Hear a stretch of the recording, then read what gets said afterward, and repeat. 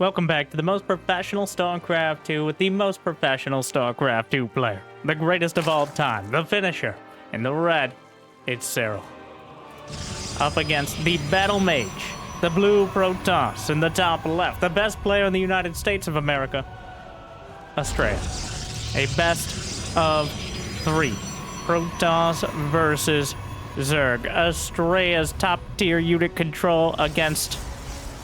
I don't really think I need to go into too much detail about Serral because it's just pretty standard business. But if you want NA to finally put up a fight or you want to see Serral continue to put them down, it'll be awesome if you could put the likes counter up just 1. And maybe subscribe. And Jimmy, it wasn't my best. I had 1,258 likes on this series, on this cast, on this video. I'll cast another series. I'll probably do it anyways. But thank you for watching. Hopefully you've had a good day so far. And hopefully it's about to get just a little bit better. Robo. Incorrect.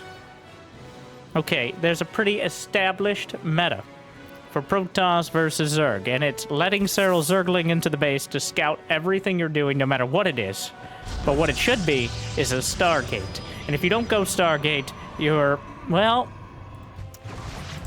you have some severe vulnerabilities, which are exacerbated, to use all my SCT words today, by a Zergling getting into the base and scouting it.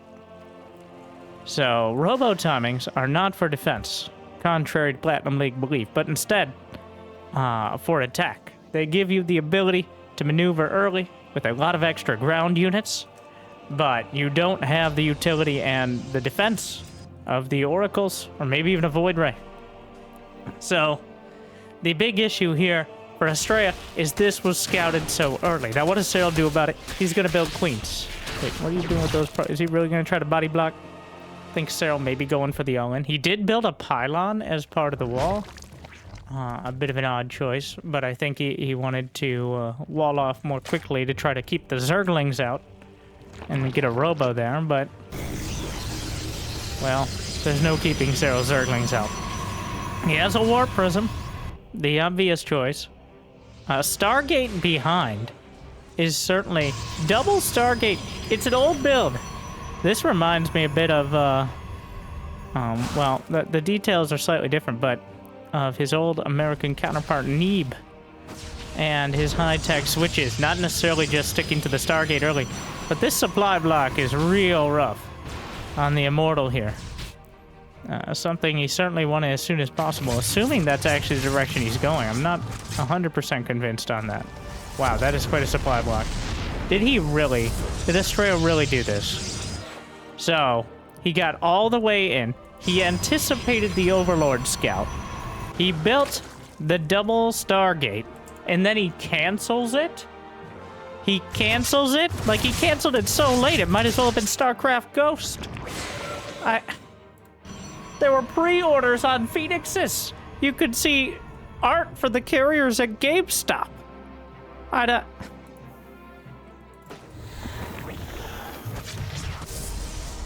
That is certainly a significant choice. Now, is Serral going burrow for roaches, or is he going burrow to protect himself from phoenixes? And will he anticipate this most dramatic of tech switches? The Battle Mage tried to pull a hallucination here. And I think it may... this absolute madman. The Spire? But I don't think it's for Mutas. Oh, Roach Corruptor. I think Serral was anticipating the Stargate and wants to deal with it head on. A lot of players will kind of... oh, the Overseer gets in. All right, we're going to the Serral camp. Cancels the spores. Literally last second.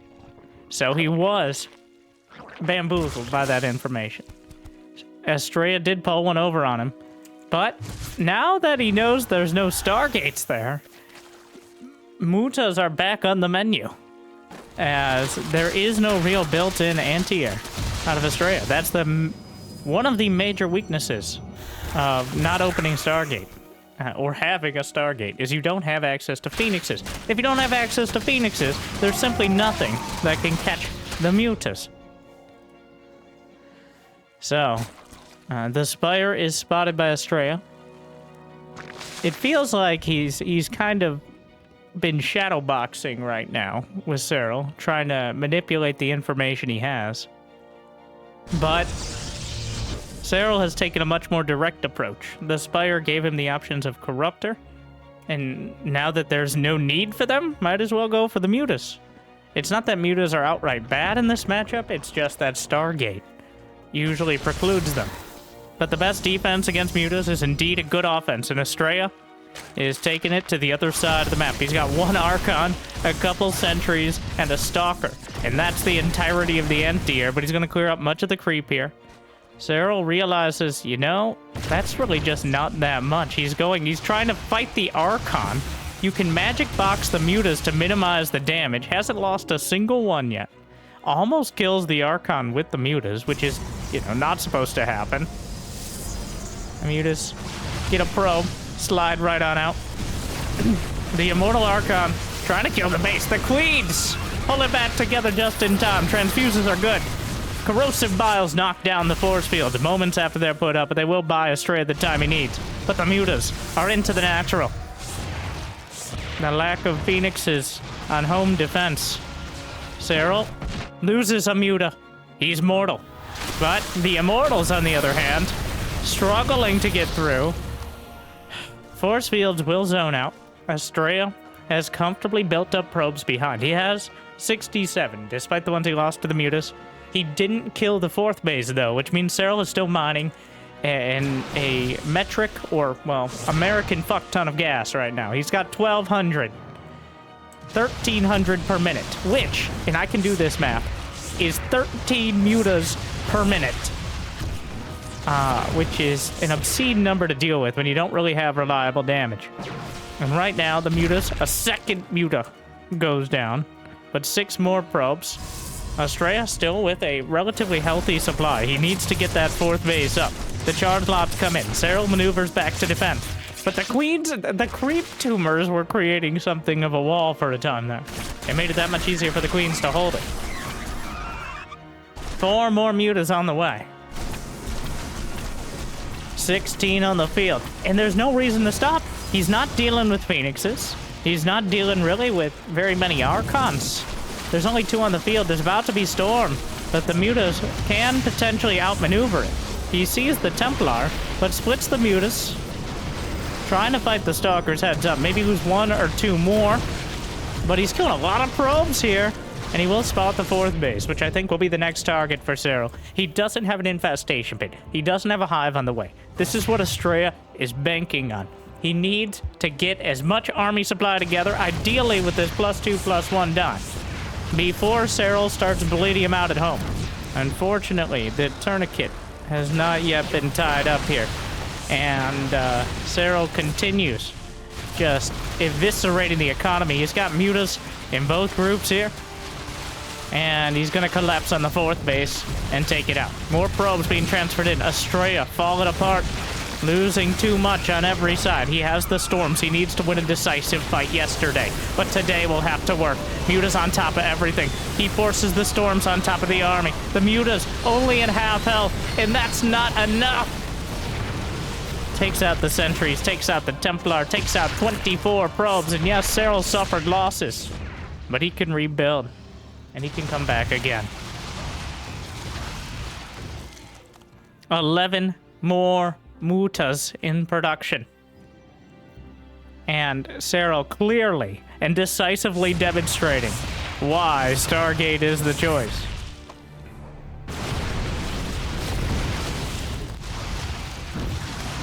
Astrea with a desperate base trade counterattack. His own base is already mostly gone. Serral will humor him. He goes for the counter himself. Stalker's blinking forward. If we can get the Spire, he's focusing on it now. Gonna intercept some of the Mutas on the way out. He has to get probes away. This becomes a bit of an... Now we have to start cutting the buildings here. The Mutas How many mutas on the field? He's got 27. No upgrades on him. I think he was working on it. Brenda, how has it come to this? I don't know. These games always get so weird. Probes being slaughtered. Astrea has less than he started with, but Serral's tech tree has been chopped down as well. He's rebuilding a spire. What is the actual fighting army? 54 Zerglings, 27 mutas, handful of roaches, a single ravager, and some queens. Against 5 immortals, 2 archons, 4 immortals. One went down somewhere. And 26 stalkers. Astrea has not rebuilt his base and is being revealed, which is certainly not ideal. Trying to build some problems. The queens are gonna... Is this really gonna come down to a full-on base trade? Ah, yes. Muta games in a nutshell. Astrea only has one pilot. Astrea. Where did your money go? He has a Nexus. He's rebuilt his base. I think it's gonna be pretty obvious to Serral, who's intercepted a couple more. Serral actually doesn't have a base. How is it? It's come to... Oh, wait, okay. He has a base in production. Well, I can't believe it's... I really thought Serral would try to take a decisive fight. And it kind of felt like he had the army to do so. But at the same time, Astrea can't go anywhere. They both have 10 workers left. And losing any amount... He goes for the pylon. That's... There's a... Not very many buildings. Creep tumors do not count. Extractors do. Wait, there's a single spine crawler. Where is the spine crawler? Ah! If worse comes to worse, the spine crawler. Yes, it's unburrowed, but it still counts. If it comes down to this, it shouldn't. An immortal? Well, the mutas will come back. Wait, will the immortal be able to get the hatchery in time? Immortals do a lot of damage to building. He cancels! Serral does have the money to rebuild. It's actually even a better location there. The mutas are coming back to defend. Is there an overseer? There are 2 overseers, so there's 1 observer. That observer is very important.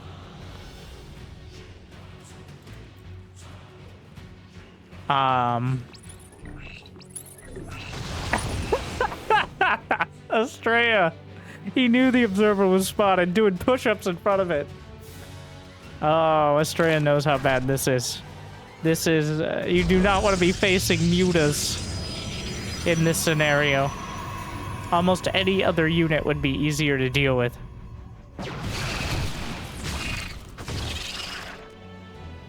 So, old school game with some old school unit compositions. There's just the physical space. The mutas. It's bad. He tries to fight, but here comes the Zerglings. He baits out the blink. That pylon in the way, but I think there's just far too much. He's ghetto blinking back. A single corrosive bow nails a stalker, but the muta count is too damn high, and Serral just rips him apart. Astrea's attempted mind games just pale in comparison to the muta micro out of Serral. Really clearly demonstrating the major weaknesses there. That double Stargate, I think, may have worked out better for Astrea, but it's hard not to get in your own head facing against him. It is kind of crazy it came to the base trade at all, where it ended up coming down to a single-digit number of buildings. I did not anticipate that. I thought Serral would just collapse on the army, which he eventually did, but only after he assessed the situation and ended up deciding on it. So, we go into game 2 on Oceanborn.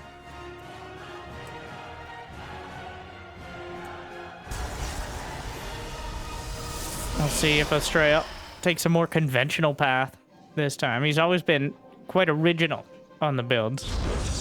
It's going to be Stargate to start things off. I think, yeah, well, yeah.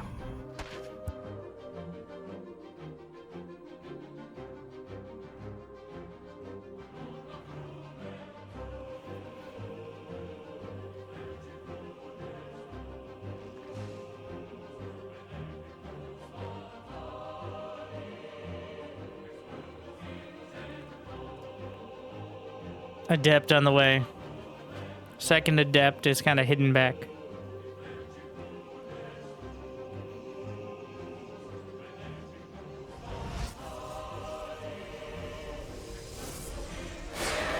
Shading through. A much more conventional Adept into Oracle. Something to pressure early. And potentially create space for your third. The Oracle gives you that scouting, that defense. The Swiss Army knife, Protoss. And it does it all cheaper. Like a Void Ray can kill Overlords.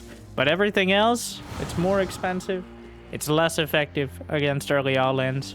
Much less likely to be able to get in and kill drones, for example. It is almost exclusively a defensive tool.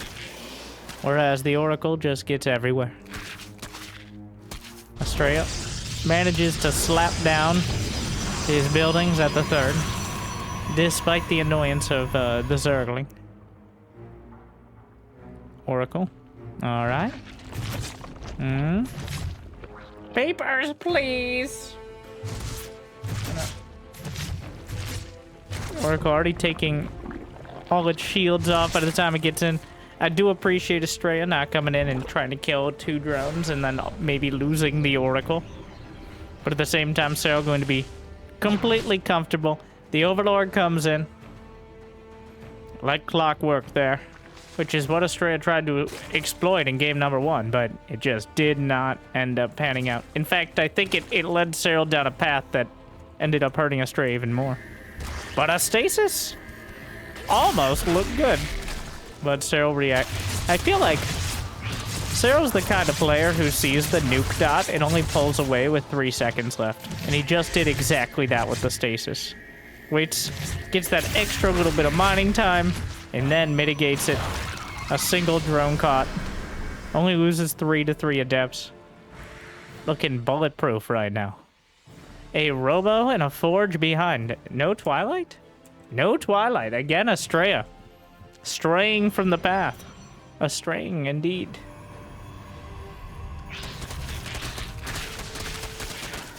Gateway on the outside here, just gonna get chewed up. Forces a cancel. Something to point out from Serral. No early upgrade, not going for +1 melee.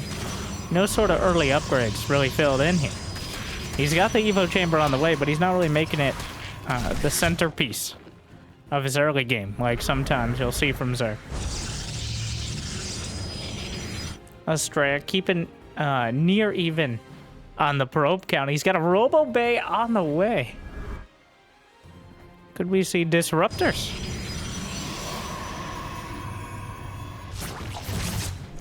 Oracles. Prodded.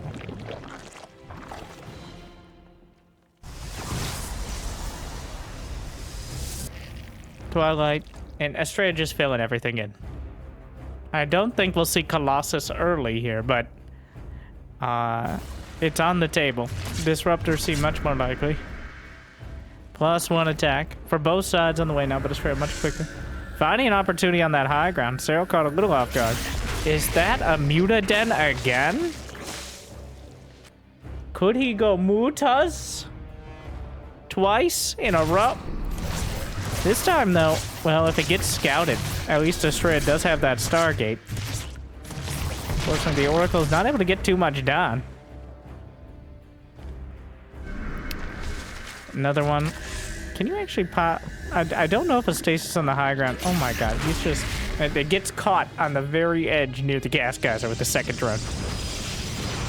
The Zerglings looking for an opportunity. Hasn't seen the Spire yet, but the Observer may come in. And another stasis, but wait, there's more.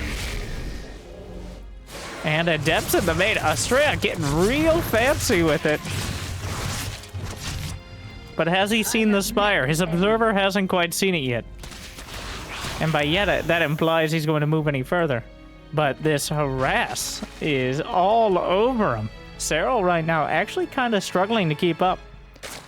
And I would say he's not spending his money, but clearly he's saving up for that Spire finishing. He's going to have a dozen mutas ready. There we go. Well, one more. No, +1 attack, of course, obviously. Get off my creep! The queens drive away the oracles. The colossi roasting some of the zerglings. 14 mutas. And Astrea has no idea. His observer never got close enough. Serral picked the only part of the map that Astrea wasn't actively looking at with all these early game units. Puts it right outside his third base.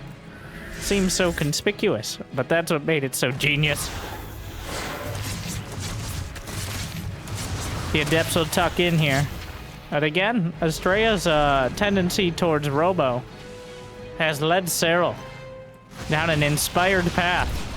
Blink is done, but Stalkers are poorly equipped to chase down this many mutas. And, oh no, he has a Contaminate ready. What? He goes for the gateway over the forge? Maybe a misclick? I mean, he's busy microing mutas around multiple packs of Stalkers and actually losing a lot of them. 8 probes, 9. It takes 5 muta hits to kill a probe. He kills 11 of them. It's not like Serral was really slowed down at home. 7 more on the way. He's making so many mutas. Will Astrea be able to drag him into a base trade yet again?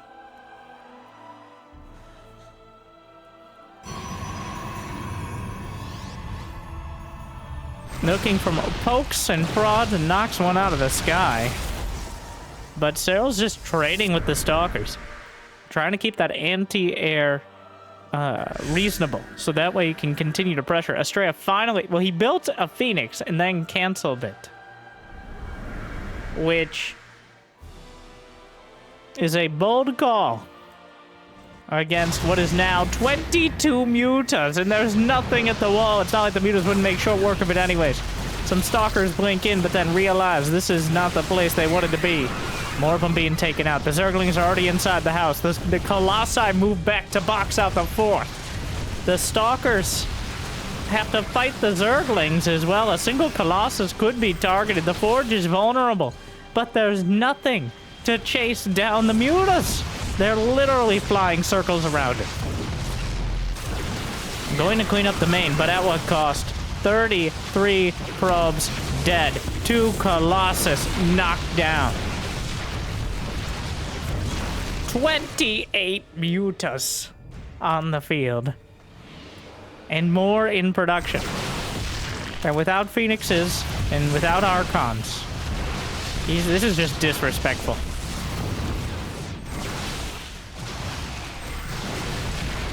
Well, the Stalkers suffer from their regular footprint here. And they have so many legs. The physical fact that they can only fit so many Stalkers in a certain area, whereas the mutas can technically stack up effectively infinitely, makes it very difficult at these incredibly high numbers to actually bring your Stalkers to bear efficiently against the mutas. Like, the number has tilted to the point 30 mutas against 32 Stalkers could easily be advantage to the mutas, even with no Zerglings. Because now almost like half the Stalkers are going to struggle to fight. And without a Cyber Core, it's going to be harder to warp in more.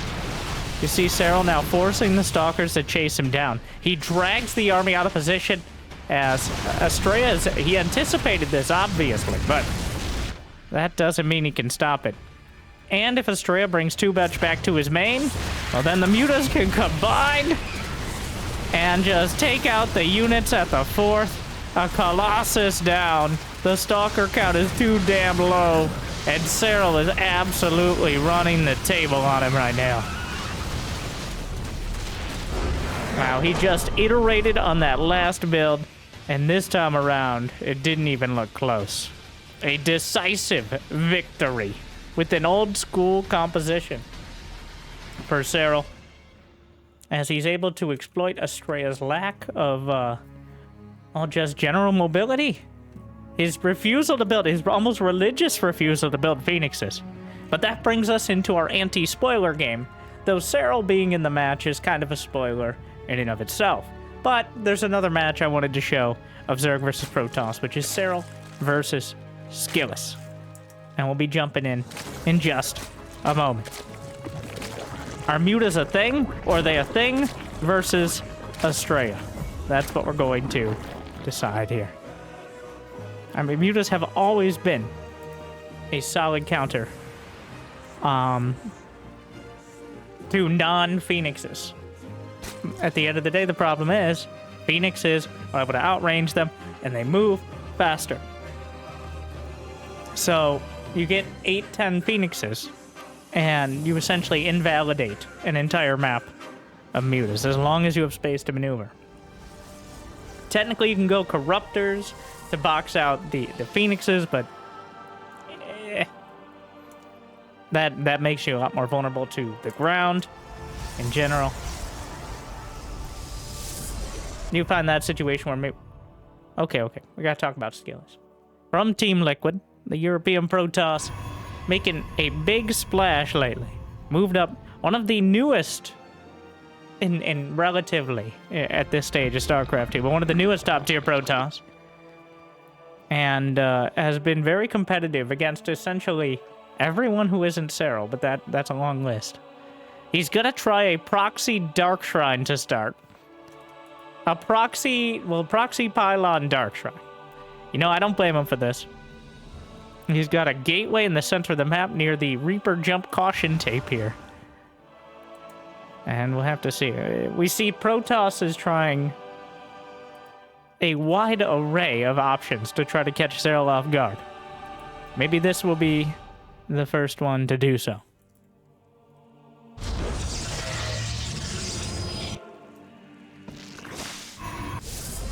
The timing to build spores for DTs and the timing to build spores for Stargate is almost identical.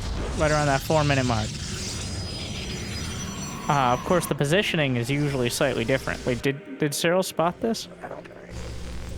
No. He didn't see the proxy gate. There's a robo on the way. He sees the third. There's a conspicuous lack. He knows it's DTs. He knows the timing so well. He hasn't seen a Stargate unit. But the spore will be a bit late. Hold the line, Karen! Hold the line! Damn it, Karen! I told you not to go on that diet plan! Oh, no. Well, 2 DTs on the third base. The queens are going to try to transfuse. Serral's body... No. Can he save it? Oh, my God. Oh, my God. Oh, my God. It's not enough. And the DTs will get out. Looks like the one in the main was clean. No. Skillless. Is that... I would call this a success.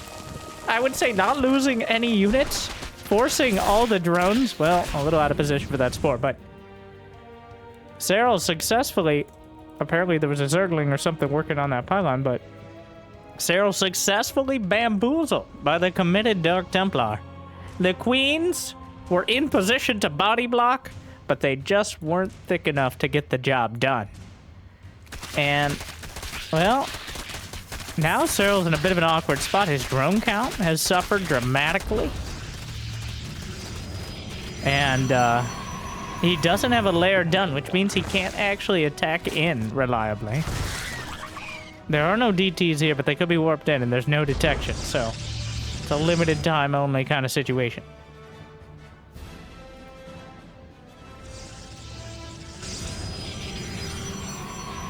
War Prism is in position. Gonna try to kill the... Oh, he's juggling Archons to chase down an Overseer, which is... Oh my God. Archon's not known for their massive range. Eventually get it. The Zergling's trying to come in towards the third, but Skillless has set up some basic defense.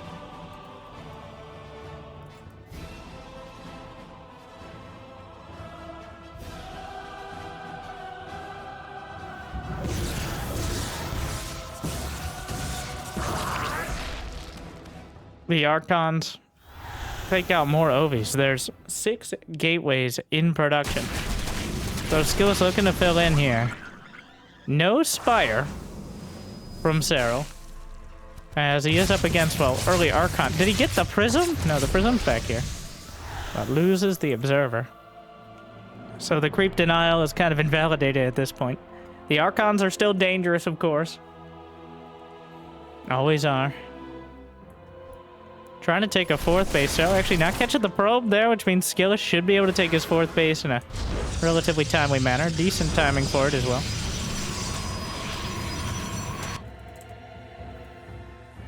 Warp Prism still sharking around. He's kept it relatively intact. Barely any hull damage there. More DTs warped in.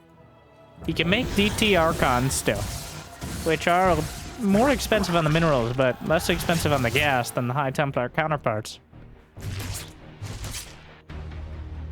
Of course, you can mix and match, which was legalized in 2010 with StarCraft 2's release, but it's still quite rare that you'll see the High Templar and Dark Templar Archons.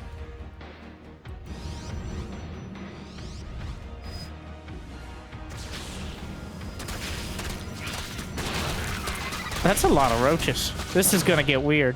He's going right through. The roaches will get in. Surprised no DTs warped in to defend. And the roaches are gonna be killing a bunch of probes. Does Serral have enough at home to deal with these Archons? The Ravagers with Corrosive Bow, definitely a danger. A DT wall straight out of the campaign, though, to stop the roaches. Gonna kill... He's got 9 probes thus far. Serral only has 62 drones, as he's been very focused on unit production. Trying to catch the units out of position, threatening the main. Will successfully do so. Serral already has some roaches here. DTs into the 3rd. Still some roaches in the natural.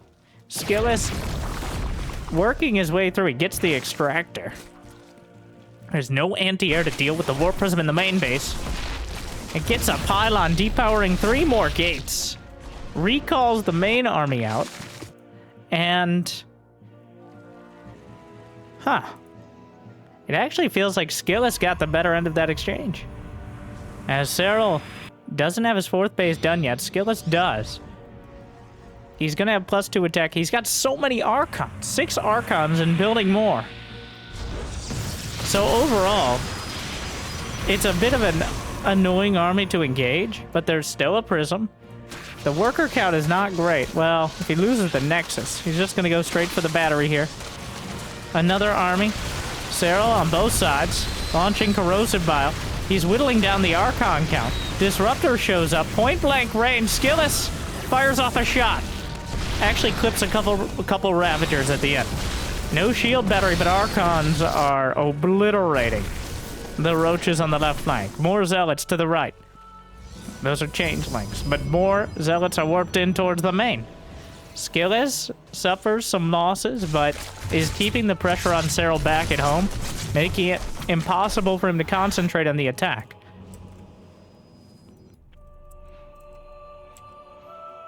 Roach Ravager in the center.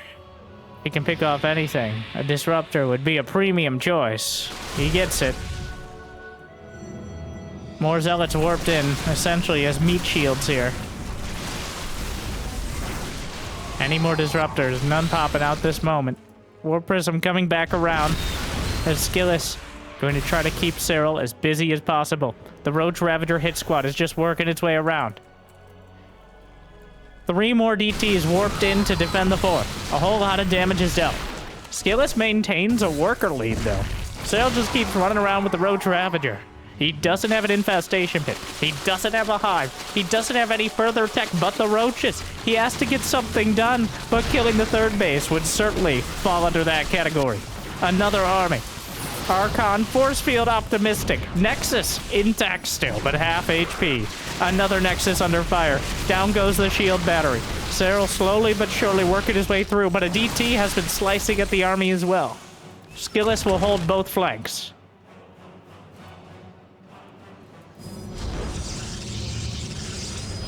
Now again, Serral just keeping the pressure on, but what's his end game here? Does he just keep trying? Oh, Disruptor shot? Finds absolutely nothing. Splitting the Red Sea there.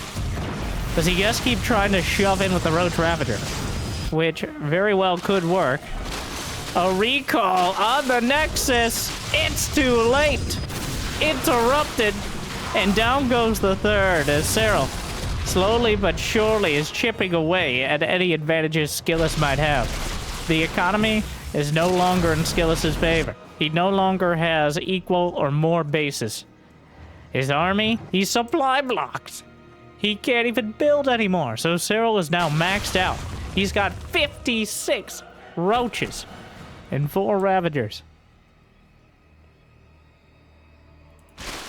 This an unfortunate twist for the Protoss here, as the disruptors are off the mark, trying to save. The War Prism is there. Serral actually kills his own Overseer with a corrosive bile, but he's got more where that came from. Disruptor shot, decent chunk. But Skillis is getting desperate, and Serral is not allowing him to move out. Feels like wherever he has to, for every step he takes forward, he takes at least 2 back.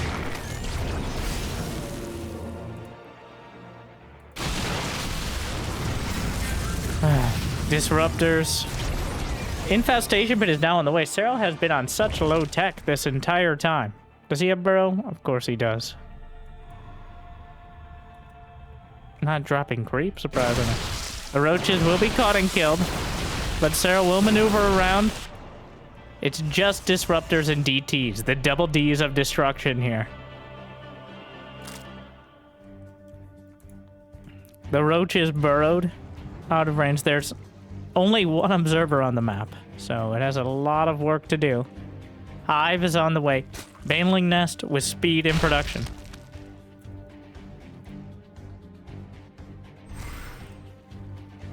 So Skillis is inching up in army supply. And his army on paper is better. Those disruptors, the stalkers, the immortals, all better in a heads-up fight. But the roaches are living up to their name. Where do these Zerglings come from?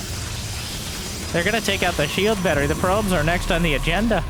Nope, he just burrows, which is a bit offensive, to be honest.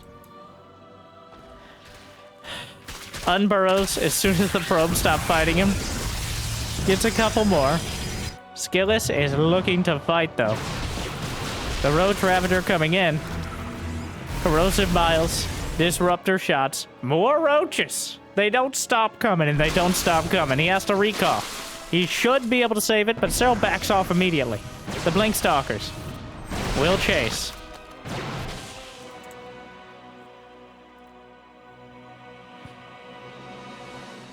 "21 banelings on the way. Adrenal glands for the Zerglings."